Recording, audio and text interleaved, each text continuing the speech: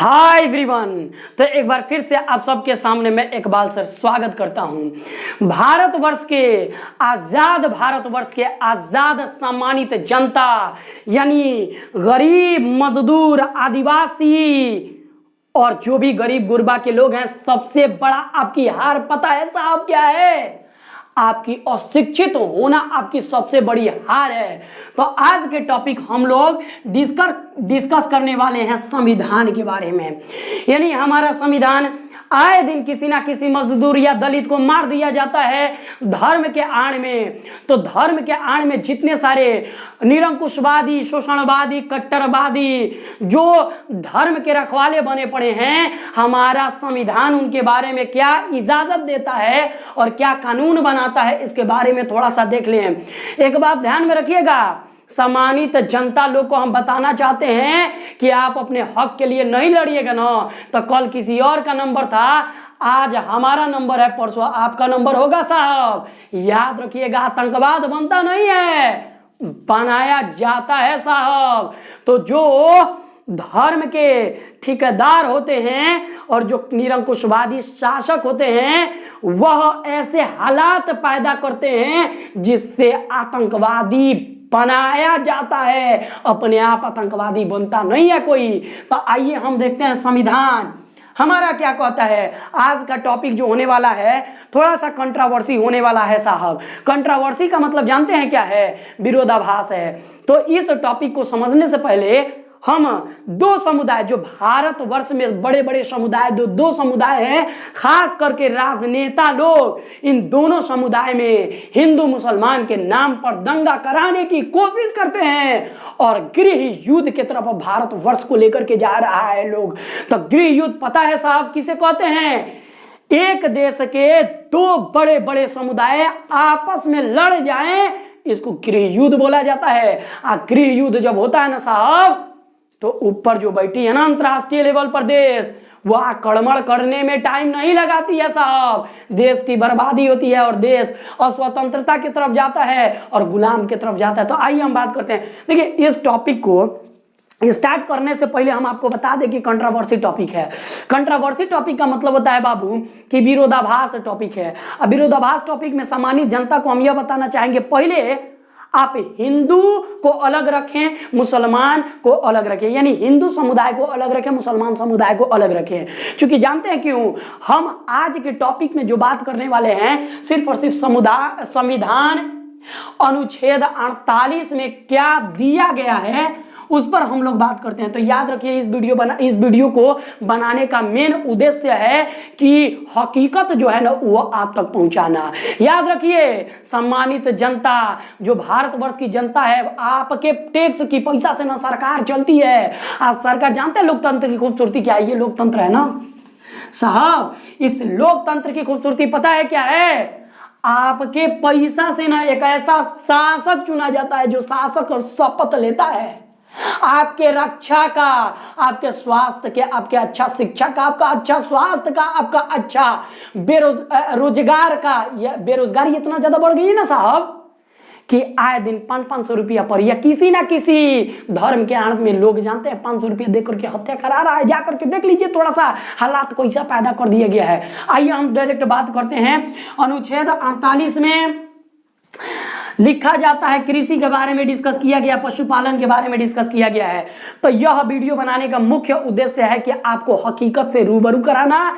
तो बात ध्यान में रखिए, पशुपालन में खास करके एक पशु का नाम विशेष रूप से नहीं लिया गया है।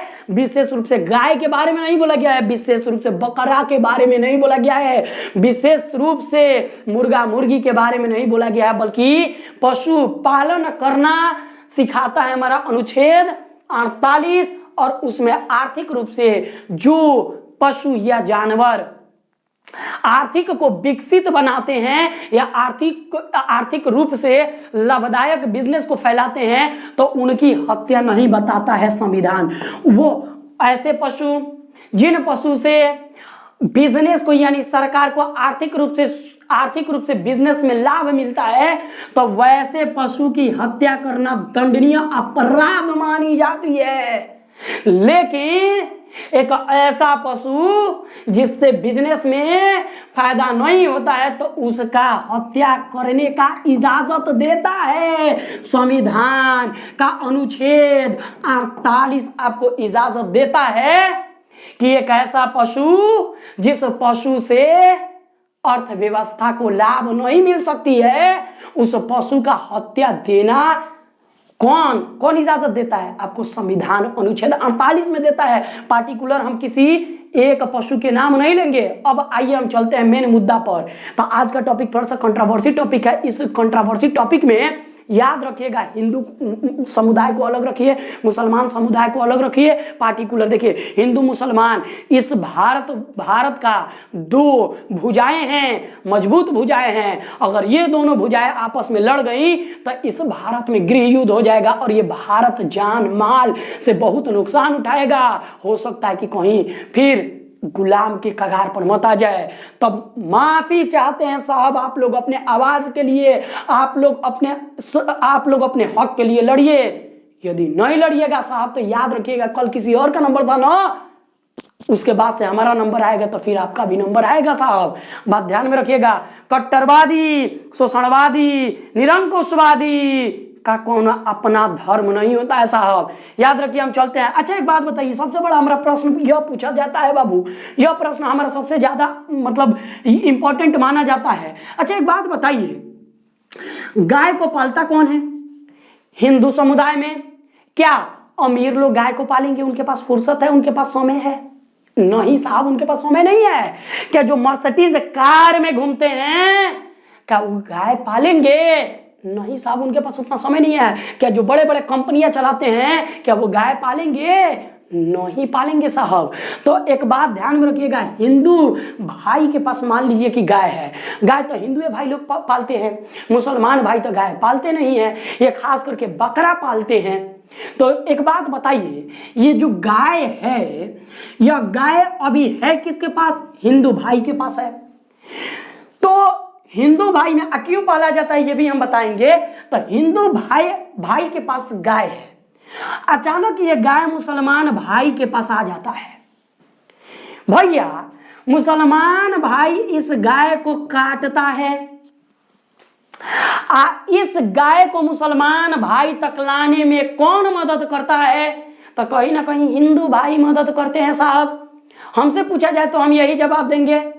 तो जितना गाय काटने वाला अपराधी है साहब, उतना गाय बेचने वाला भी तो अपराधी है। क्योंकि अगर गाय को हिंदू भाई कहीं नहीं बेचते मुसलमान भाई से तो ये गाय को काट कैसे देते साहब? तो जितना गाय काटने वाला मुसलमान भाई अगर अपराधी है, उतना हिंदू भाई भी अपराधी है गाय बेचने वाले। तो याद रखिएगा। लेकिन ये गाय बेचते क्यों है ये भी देखा जाए। देखिए भैया, गरीब लोग गाय पालते हैं, तो गरीब लोग जब गाय पालते हैं, इनके घर में भैया ये गैया जब दूध देती है ना, तो इनके घर का जीविका चलता है, जीवन पोषण किया जाता है, इनके घर में रोटियां तोड़ी जाती हैं। एक बात ध्यान में रखिएगा, गरीबी एक ऐसा शराब है साहब कि जो गरीब है वही जानता है कि 2 वक्त की रोटी आता कैसे है। घर में जानते हैं हम लोग को स्वास्थ्य अच्छा नहीं है, 35-45 साल के बाद सारे गरीब के घर में जानते हैं शुगर प्रेशर परेशान कर दिया है साहब, अच्छा स्वास्थ्य भी नहीं है साहब। तो ये गाय जानते हैं साहब, ये हिंदू भाई बेचते हैं। तो क्यों बेचते हैं? मजबूरी में आ करके बेचते हैं। जानते हैं क्या है, एक बार ऐसा इनके पास समय आता है कि जब गैया दूध देना बंद कर देती है, बीसुक जाती है, तो इनके पास अपना भोजन करने के लिए पैसा नहीं है, अपने माँ बाप के दवा बीरो कराने के लिए पैसा नहीं है, का बीसुकल गाय को चारा खिलाने के लिए इनके पास पैसा है। हमसे पूछा जाए साहब तो ये मजबूरी में जा करके गैया को बेच देते हैं, जानते हुए भी कि मुसलमान के पास जाएगी गाय तो काट दिया जाएगा साहब। इनके धर्म में लिखा है कि गाय को नहीं बेचा जाता है, लेकिन ये मजबूरन बेचते हैं 2 रुपया के लालच के कारण, ताकि इनका घर का परिवार का जरूरत की चीज पूरा हो सके। ये भी साहब हमसे पूछा जाए कि गैया क्यों काटते हैं, तो ये भी इसीलिए काटते हैं, ये भी गरीबे भाई हैं, ये भी इसीलिए काटते हैं कि इनके घर की 2 वक्त की रोटी चल जाए। नसीब नाम के नसीब कुरैशी न नसीब कुरैशी, नसीब कुरैशी हसनपुरा नगर पंचायत में नसीब कुरैशी नाम के एक कुरैशी भाई को, मुस्लिम भाई को धर्म के आड़ में हत्या करा दिया जाता है। इसमें जानते हैं सबसे ज्यादा सपोर्ट भी कौन करता है साहब? तो आपके लोकतंत्र में जो व्यवस्था दी जाती है ना, आप जो मांग करते हैं कि हम जनता को सुरक्षित रहने के लिए एक रक्षक की जरूरत है, तो ये रक्षक लोग भी इसमें क्या करते हैं? पार्टिकुलर रूप से मिले जुले होते हैं। तो रक्षक दल लोग आप सबको नमन करते हैं, कोटि कोटि शत शत प्रणाम करते हैं। आप लोग थोड़ा सा, आप लोग भी अपने कर्तव्य को अच्छे तरीका से निभाइए। जानते हैं क्यों? क्योंकि इसलिए हम कह रहे हैं ना, आप जब वर्दिया पहनते हैं तो आपके भाई लोग, चाहे कि आपके घर के लोग, जानते हैं आपके परिवार के लोग ना फक्र करता है कि हमारा आदमी ना सेना, हमारा आदमी कहीं ना कहीं प्रशासन है, कहीं ना कहीं रक्षक है। तो भैया आप जिससे आपकी घरवा का जो रोटियां चलता है ना, वो जनता के पैसा से लिया जाता है। तो रक्षक थोड़ा सा अपना ड्यूटी बढ़िया से कीजिए लोग आप सबसे। तो जानते हैं थोड़ा सा मिस्टेक के कारण ये नसीब भाई का जान ले लिया गया, क्योंकि दुख की बात है भाई। अब बताइए इनका कोई लड़का होगा तो क्या करेगा? हथियारे ना उठाएगा? बताइए आप ही बताइए। तो आतंक बनता नहीं है, बनाया जाता है, हालात की वजह से बनाया जाता है। तो जितना काटने वाला अपराधी है उतना बेचने वाला अपराधी है, बात ध्यान में रखिएगा इस बात को। तो गाय हिंदू भाई लोग के पास से, मुसलमान भाई लोग के पास से कहाँ आया? किसी ना किसी दलाल को लोग बेच देते हैं, ये जानते हुए कि गैया जानते हैं किसके पास जाएगी, कुरैशी के पास जाएगी, मुसलमान भाई के पास जाएगी, वो काट देगा लोग। एक बार हमसे पूछा जाए ना, और इनको 25, ये भी नहीं चाहते हैं गाय को काटना साहब।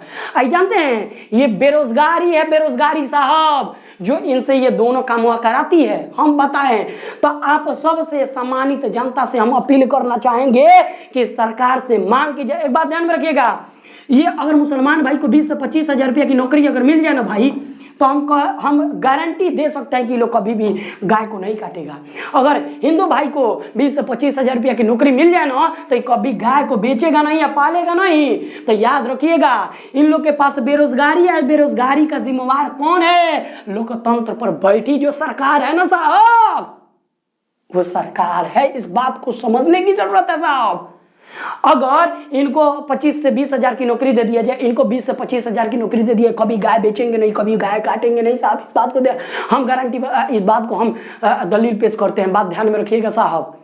तो आप सबसे रिक्वेस्ट है कि हमारा ये वीडियो बनाने का मेन पर्पस यही है कि संविधान इजाजत देता है 48 में कि अगर बिसुकल गाय या बिसुकल गाय नहीं, पार्टिकुलर नहीं, बिसुकल वह पशु जिससे आर्थिक रूप से लाभ नहीं हो सकता है, उसको क्या किया जा सकता है? उसकी हत्या का इजाजत देता है हमारा संविधान। अनुच्छेद 48 में जाकर के पढ़ लें आप। पार्टिकुलर कोई गाय का नाम नहीं लिया गया, पार्टिकुलर कोई पशु का नाम नहीं लिया गया है। तो कहने का मतलब कि ये जितना बेचने वाला अपराधी है उतना, जितना काटने वाला अपराधी है उतना बेचने वाला भी अपराधी है। तो ये दोनों अपराधी, लेकिन जानते हैं नुकसान किसका होता है? जानते हैं इसका कुर्बानी कौन देता है? तो इसको दिया जाता है। मुसलमान भाई लोग को कहीं ना कहीं गाय के नाम पर काट दिया जा रहा है साहब। तो हिंदू भाई लोग और मुसलमान भाई लोग आपस में एकजुट हो करके अपने हक के लिए लड़िए, और नहीं तो ये सत्ता के जो दलाल है ना, कल किसी और को मारेंगे तो परसों आपकी बाजी, आपकी नंबर है। बात ध्यान में रखिएगा इस बात को। चलिए, हमको यही कहना था कि एक आदमी कभी भी गुनाहगार नहीं हो सकता है। एक गाय की जान इंसान की जान से ज्यादा कीमती नहीं है साहब। याद रहे, आतंकवादी बनते नहीं बनाए जाते हैं। ऐसा हालात पैदा किया जाता है। जानते हैं साहब लोकतंत्र की सबसे बड़ी खूबसूरती क्या है? कि लोकतंत्र जनता को अधिकार देता है कि लीगल तरीका से खुल करके जो संविधान में लिखा गया है, आजादी के साथ स्वतंत्रता तरीका से कोई भी किसी काम को कर सकता है। यह हमारा लोकतंत्र इजाजत देता है। लोकतंत्र ही स्वतंत्रता की सबसे बड़ी गारंटी है साहब। राजतंत्र स्वतंत्रता का शोषण है। इस बात को समझने की जानकारी, इस बात को समझने की जरूरत है साहब। आपकी हार सबसे बड़ी आपकी अशिक्षित है। आपकी अशिक्षितता ही आपकी हार है साहब। लोकतंत्र को समझें, और लोकतंत्र को फॉलो करें, अपने हक के लिए लड़ें।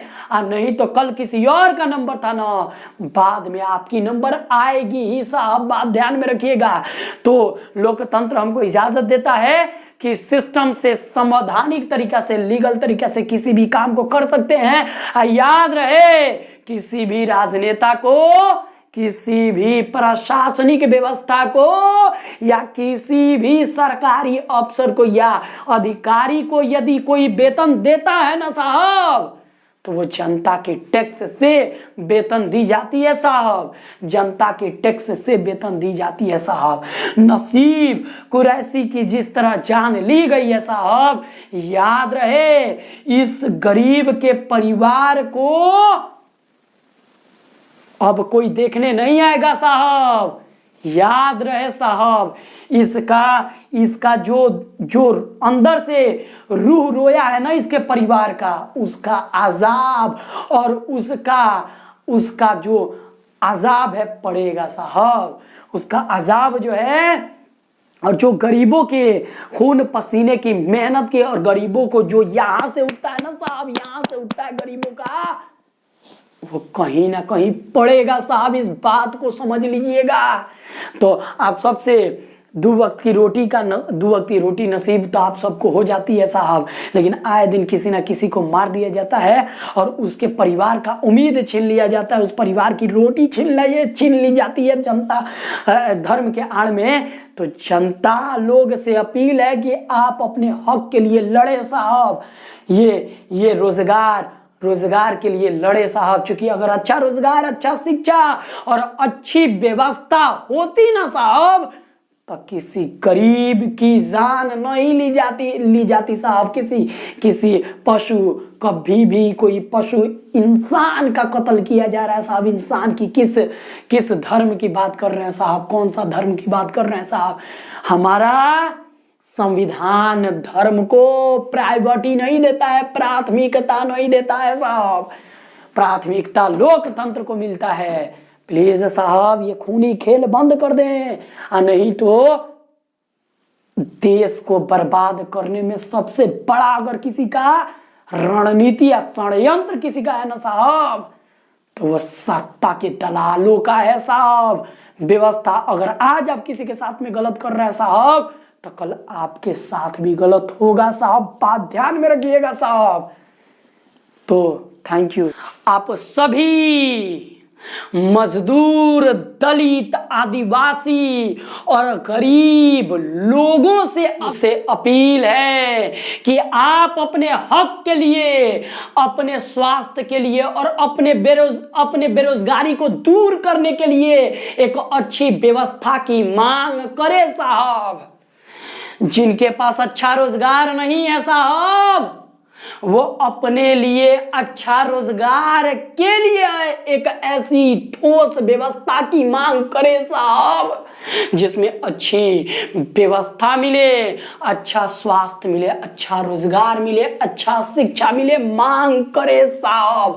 और लड़े साहब सत्ता के दलालों से, क्योंकि यदि आप सत्ता के दलालों से अपने हक के लिए और अपनी स्वतंत्रता के लिए नहीं लड़िएगा साहब, तो याद रहे कि जो कौम, जो मजदूर, जो दलित और जो लोग अपने स्वतंत्रता और अपनी हक के लिए आवाज नहीं उठाते हैं, नहीं लड़ते हैं संवैधानिक तरीके से, वो सबसे पहले अपने स्वतंत्रता को और अपने आजादी को गंवाते हैं साहब। ये लीक करके रख लीजिए, तो इस संविधान को बचा ले साहब। क्योंकि धर्म के आड़ में कुछ शोषणवादी, कट्टरवादी, सामंतवादी, सत्ता के दलाल धर्म के आड़ में संविधान को चेंज करने की कोशिश कर रहे हैं साहब। तो आप सबसे रिक्वेस्ट है कि जहां पर जो मुद्दा, जिस तरीका से कोई मुद्दा आता है,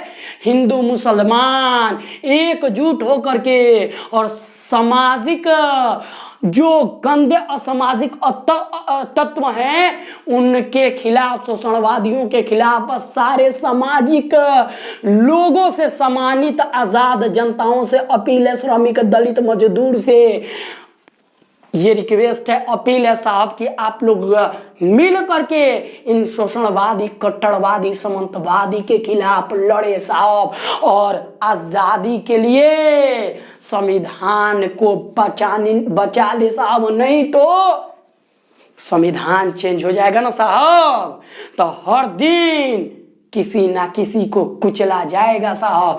ये गरीबों को जो हक मारा है ना साहब, याद रखे, इनके जो यहां से उठते हैं ना साहब, कहीं ना कहीं पड़ेगा साहब। तो आप सब गरीब जनता से गुजारिश है कि आप अपने हक के लिए लड़ें, और नहीं तो जो कौम, जो लोग अपने हक के लिए नहीं लड़ता है, सबसे पहले अपनी आज़ादी और स्वतंत्रता और अपना हक गवाता है साहब। याद रखें इस चीज को। Thank you so much.